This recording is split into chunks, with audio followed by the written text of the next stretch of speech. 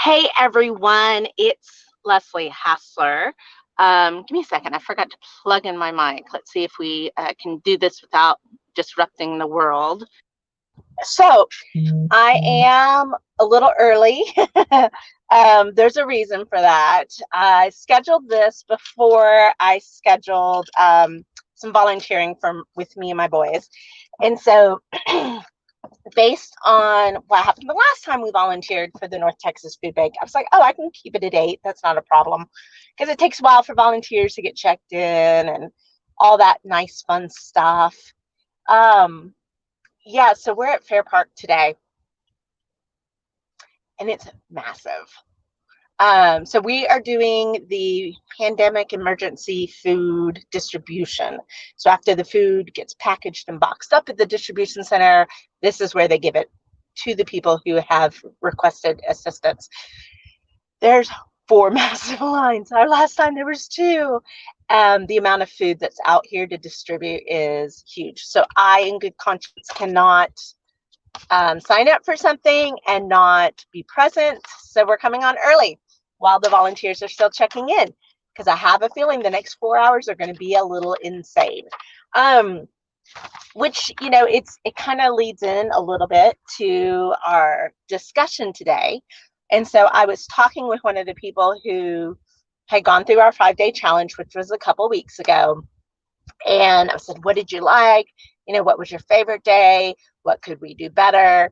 Because really am passionate about this project and I want to improve it. So I find when people do surveys, nobody answers the surveys. But if I call you up and chat with you for a little bit, we actually can have a conversation about it.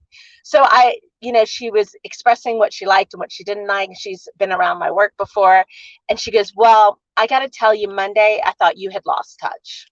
I was like, really? Why?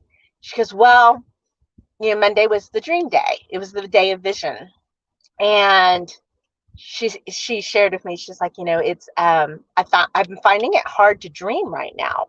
We're just in survival mode and every day just seems about making it. I was like, I totally get that. I totally get that. But here's why now is even more important than ever to be dreaming. And it was funny because it did wind up that was her favorite day. And after she did it, she was like, okay, that's what I needed. I needed to do that. I was like, well, I know you needed to do that. That's why it was Monday. But let's talk a little bit about a dream. So dreams have a very significant place for me. One, it's how I got here. It's how I got into this business.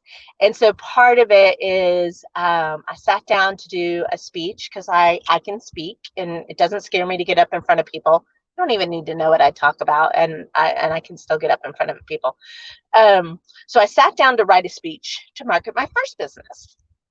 And as I'm writing the speech, it was all about dreams and not my business. And I thought that was really interesting because those of you that know me know I'm as practical as the day is long. I'm strategic as the day is long.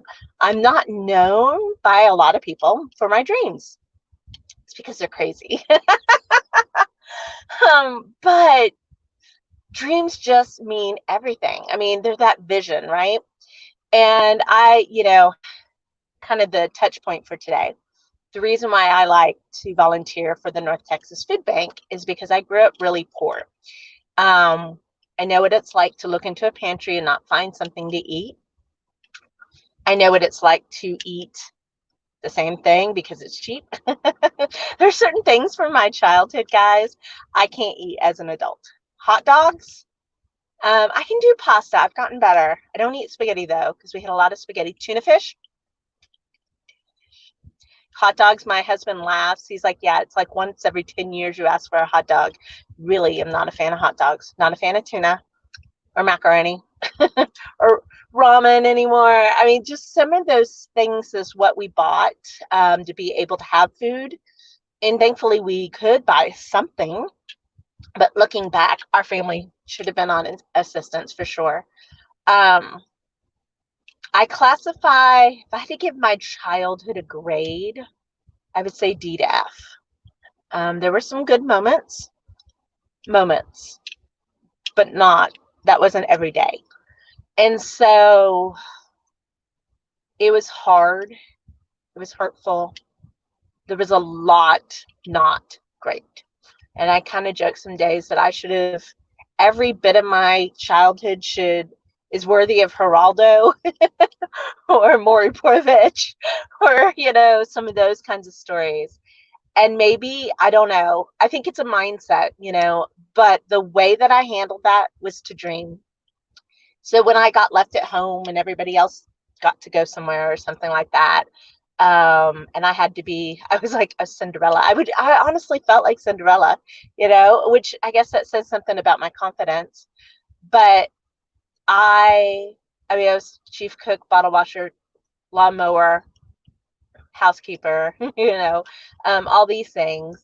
And I would just dream. Like, one of the things I would do, guys, is I would put on Lionel Richie, James Taylor, this dating myself.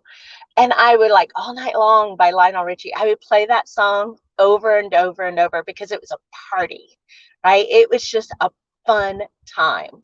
And I would sit and I would dream about all those things. And my son, all those things that I wanted as an adult. And those dreams, even through the darkest time, that's where I went. I went to the dream. I have achieved all those dreams and so much more. But if I didn't have the vision, I wouldn't have known where I wanted to go, where I wanted to be, what I wanted my life to look like, what I wanted my family to look like, what it would feel like, how it would bring a smile to my face, what I do. I mean, I really would just dream, because the dream was so much better than my reality. In business, you need the dream. You really do. You need the ability to look forward and see what's possible. When you start a business, you're dreaming, right? You've got big plans. And along the way, you get some bumps and some scrapes and some skinned knees. Sometimes maybe a 2x4 moment. They're wondering where I am. So I'm going to have to wrap it up. So here's my three little tips real fast to help you start dreaming again. First off, ask yourself, what would heaven look like? What would it look like? What would it feel like? What would it smell like? What would you hear? How would you know that you're there? You should see these texts I'm getting. 2 is use a bit of a framework. We use a very simple framework that is just about scribbling.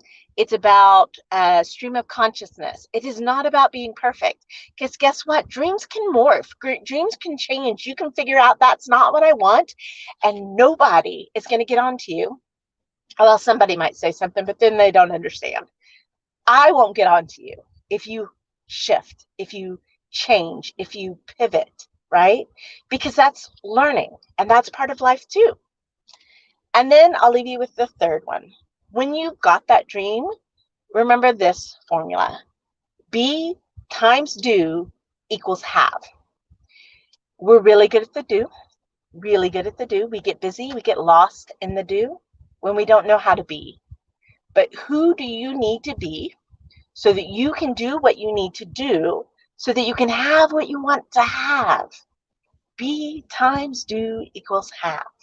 So once you've put that dream on paper, even seriously, stream of consciousness notes doesn't need to be pretty or spelled correctly, but think about it. Who do I need to become in order for me to do the things I need to do, in order for me to have the things I deserve to have, right? Think about those kind of quick 3 things as part of maybe getting you dreaming again, because now's the time to dream. Now's the time. I don't care how crazy it is. I don't care how uncertain it feels, how unsteady, how unknown. Guys, the future's never really known. It's really never known. So get busy. Start choosing what the future should be. Be stubborn about it, but then be flexible in the details. I love that. So I am going to leave you with a quote. And then I'm going to call my child who thinks I've disappeared. Um, so one day you will tell your story of how you've overcome what you're going through right now, and it will become part of someone else's survival guide. That's what we're here for, guys. We're here to inspire each other. We're here to call each other forward, and we're here to be guides for each other. So that's it for today. Enjoy. Sorry I came on early, but I got to get over to the volunteer pool before my children think I've disappeared for good. And we'll be talking to you soon. This has been Leslie Hassler with Your Biz Rules Business Coaching.